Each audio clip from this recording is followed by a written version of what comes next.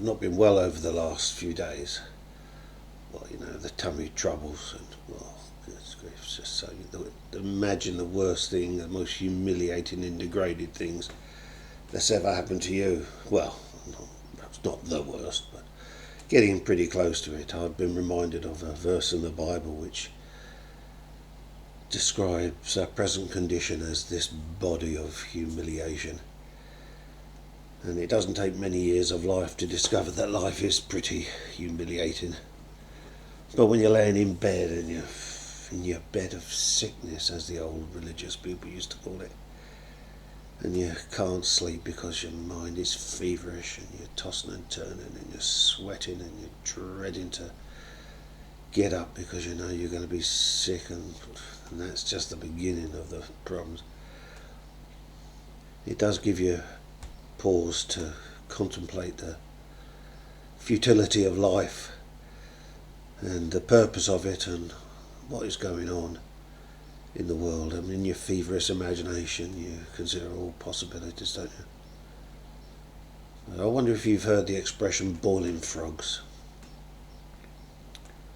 So there's what's his name, the Corbett report. If you've ever wanted to find a good alternative and objective source of analysis of news and history, watch him, the Corbett report. He uses the analogy of a boiling frog, and the scenario is if you put a frog into boiling water, it'll try to get out.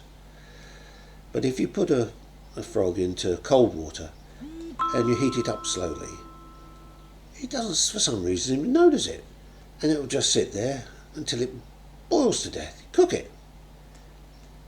And I feel like that's a good analogy for what's going on in the world. We live in a time where things that would have been inconceivable are not just inconceivable, but they're somehow lauded as being a high moral position. And when I was a kid, I don't say it was right and that it was fair, but it was understood that homosexuality was aberrant. It wasn't the normal behaviour of human beings, and common sense would tell you that. But the average person was pretty tolerant. There were, jokes and things that were going about.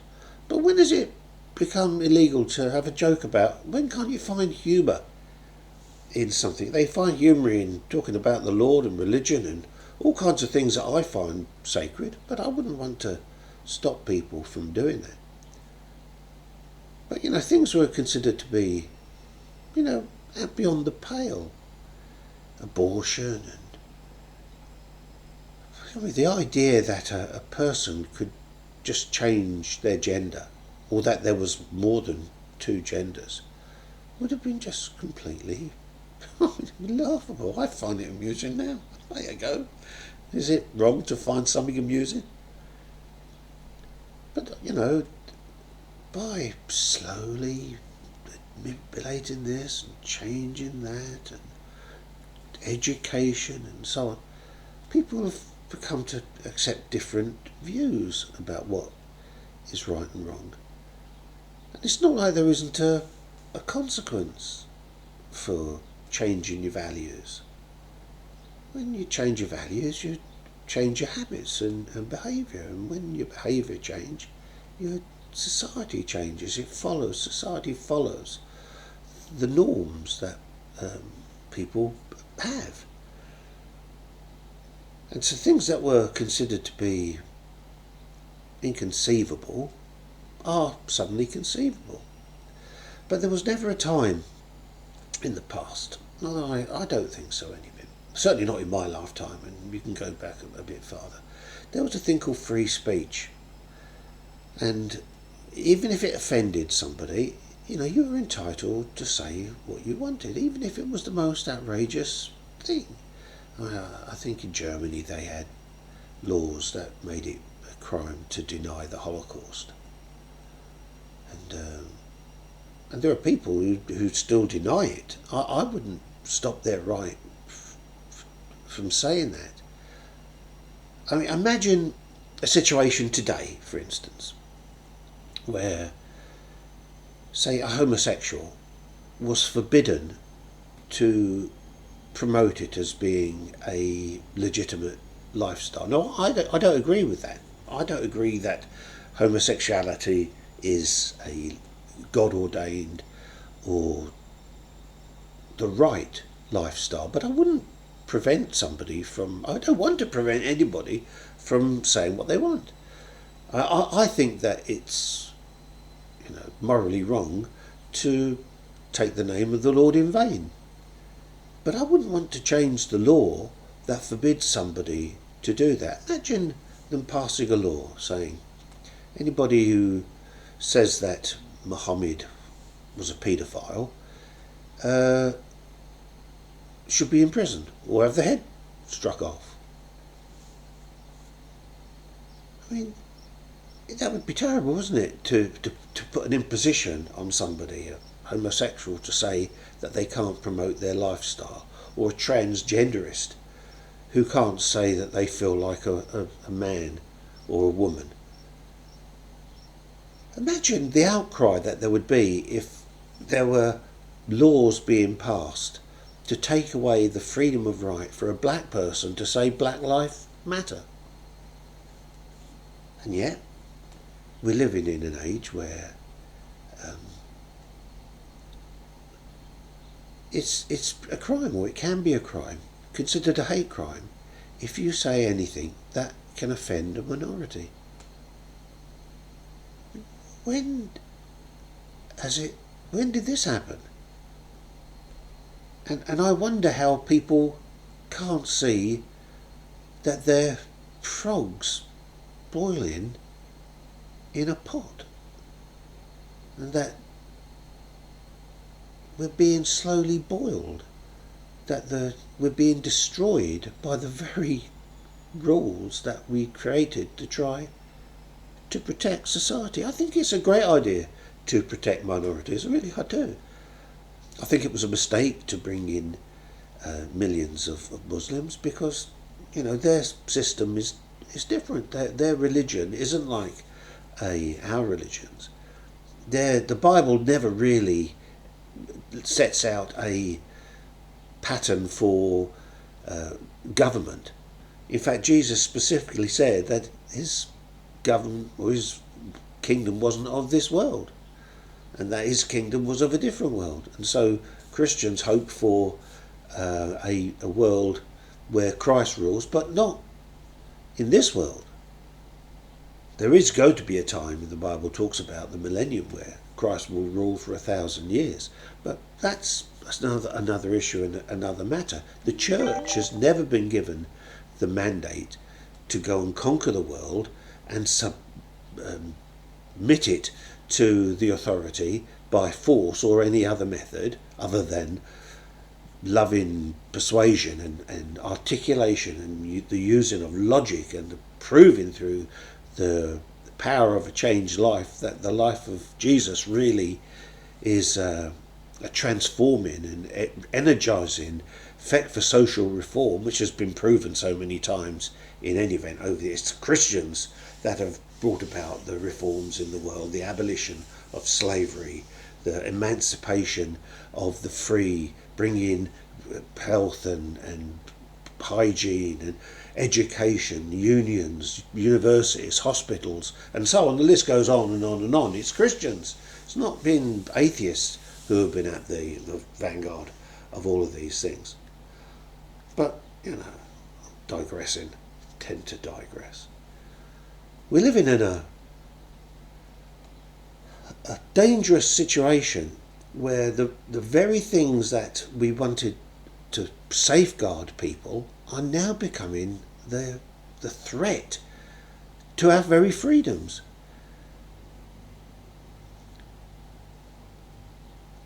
Just to have your freedoms taken away by virtue of what you're saying can offend somebody. It's a dangerous, dangerous place to be. And what I see happening in the world, I have to tell you, I know it sounds conspiratorial, I know it does. And often as I hear myself talk, I think, Joe, this possibly be right? But I'm looking at what's going on in the world.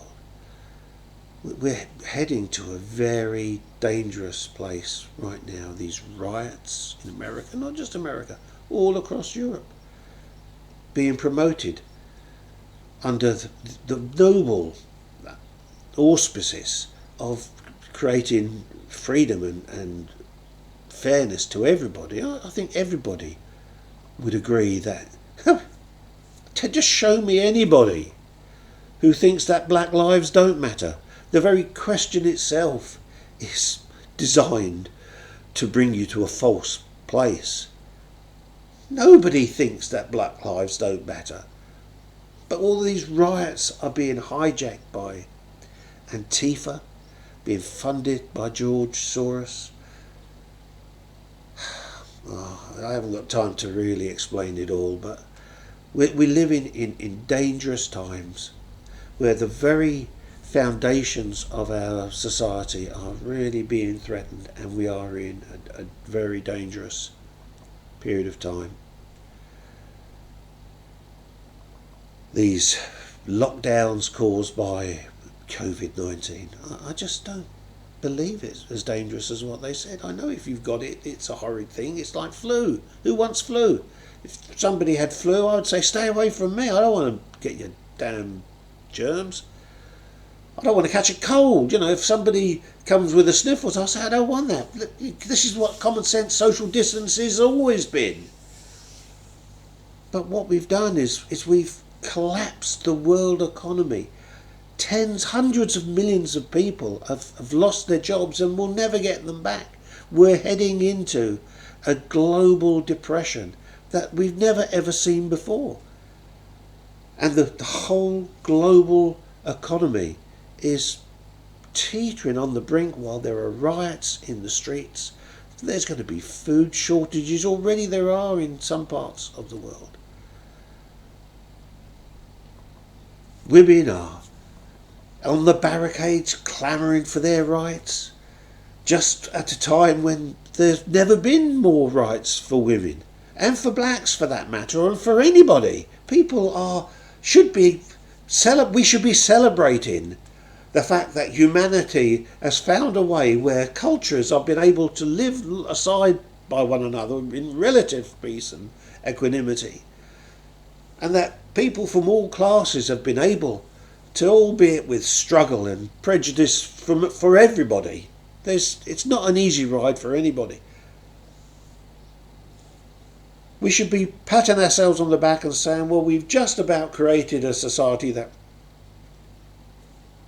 can tolerate one another. And instead, we've just upped the ante, doubled down on the argument, and people are acting as if they personally are the victims of 400 years of slavery and that I am their oppressor.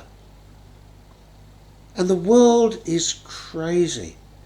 And we're sacrificing the achievements of generations for the sake of achieving, I think, and following a lie.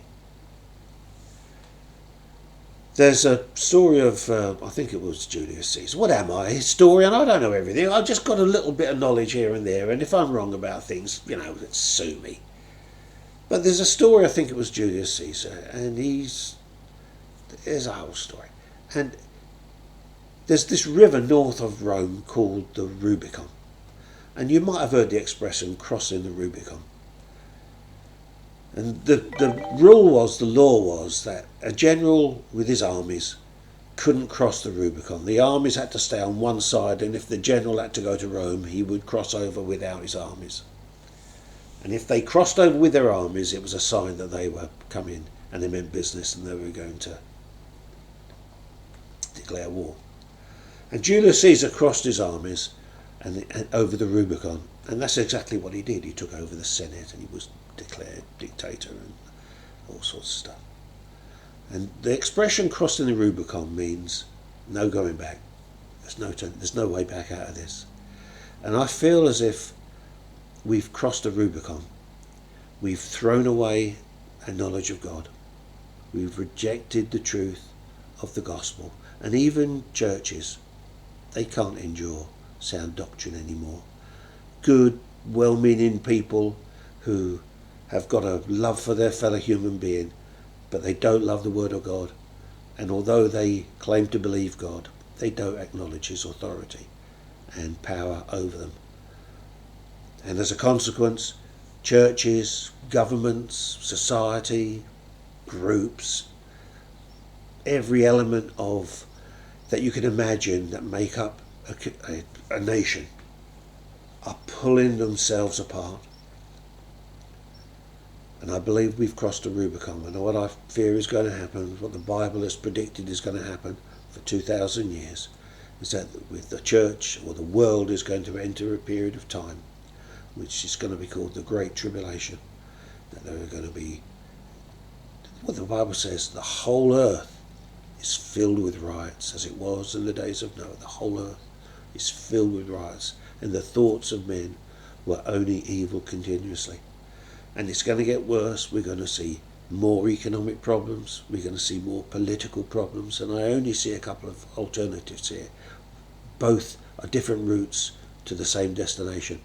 One is that we're going to have a right-wing backlash, because I think the left-wing side of politics, the Antifa side, who feel so righteous in their indignation about things, they haven't got the measure of people's minds.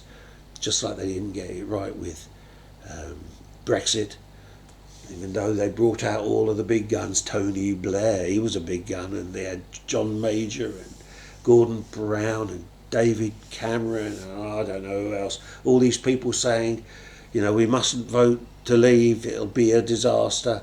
And even though the media, the BBC and the ITV and all of the media, the newspaper reporters, they were all saying the same things: disaster, disaster.